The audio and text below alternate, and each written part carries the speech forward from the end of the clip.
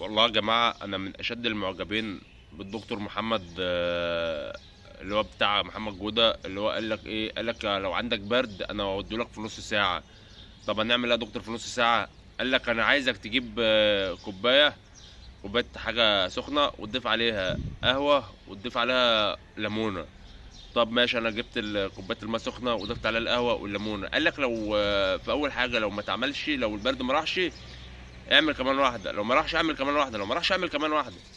فانا الحمد لله في نص ساعة شربت خمسة، والحمد لله ما راحش. بس في حاجة جدت عليا في الموضوع دوت، ان انا الحمد لله كتر خيرك يا دكتور، انا ما نمتش. انا طول الليل اسهر ميه، اقسم بالله طول الليل عمال اخش الحمام، جاي من الحمام رايح الحمام، داخل من الحمام طالع من الحمام. اقسم بالله ما عيني شافت النوم يا دكتور، والله العظيم انا مش عايز اقول لك ان كتر خيرك يا دكتور ان انت ما نيمتنيش النهارده.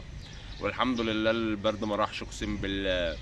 بل بالعكس، انا طول الليل ادعي لك من قلبي. انت ازاي ما خلتنيش انام؟ انا كل اللي انا عملته عمال اسهر ميه، اقسم بالله رايح جاي اسهر ميه. والله العظيم ثلاثة يا عم.